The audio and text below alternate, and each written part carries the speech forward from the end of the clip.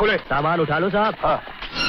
ठीक है बदतमीजी रवि, कहीं तो पागल तो नहीं हो गए हो? जी नहीं, मैं बिल्कुल होश में हूँ। तो दुनिया को तमाशा दिखाना चाहते हो, शर्म आनी चाहिए तुम्हें। लेकिन अगर एक करोड़पति आदमी का बाप कुली का काम कर सकता तो फिर बेटे को कुली का काम करने में कैसी शर्म? क्या बकवास कर रहा है तुम? तो बहुत देखिए पिताजी।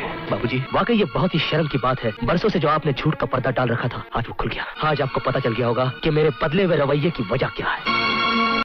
आ जाओ भाई, दरवाजा खुला है।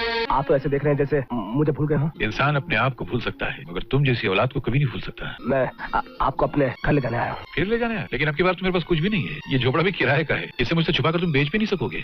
लगता है आप अपनी पुरानी बातों का बदला अब तक मुझसे ले रहे हैं। नहीं जी, मैं क्या, मेरी औकात क्या। ये बूढ़ा गरीब कुली शहर के इतने बड़े सेठ से क्या बदला लेगा? आप पुरानी बातों को भूल जाइए और हमारे साथ घर चलिए। क्यों? घर के नौकर काम छोड़कर चले गए क्या, जो हम लोगों को लेने आई हो? पिताजी झूठ मत बोलो, मैं तुम्हारी रग रग से वाकिफ हूँ। साफ बताओ कि तुम्हारा मकसद क्या है। तो साफ साफ सुनिए, रवि को आप लोगों के बारे में पता चल चुका है कि हम लोग मरे नहीं, जिंदा है, और वो हमसे दूर हो चुका है। इस दुनिया में इंसान को अपने कर्मों का हिसाब यहीं पूरा करके जाना पड़ता है। ये तो एक दिन होना ही था। या तो आप घर चलिए या फिर ये रखकर कोई ढंग का घर खरीद कर अच्छी जिंदगी गुजारने की कोशिश कीजिए। तुम्हारी सारी जिंदगी गुजर गई, तुम अब तक रिश्वत और बेईमानी की दलदल से बाहर नहीं आए। खुद का घर टूटने लगा तो रिश्वत मुझे घर दिलाने चले आए, और रिश्वत भी देने आए किसको? इस गंगाराम को, जिसको जवानी में कभी पैसे की तमन्ना नहीं थी, उस बुढ़ापे में क्या करेगा? जिसका सारी जिंदगी एक ही उसूल रहा है कि इंसान के पास सिर्फ इतना पैसा हो कि वो 2 वक्त की रोटी इज्जत के साथ कमा कर खा सके। जहाँ पैसा रोटी की हद से बढ़ गया वहीं इंसान बेईमानी के दलदल में गड़ गया। चले जाना से गंगाराम को खरीदने आए हैं।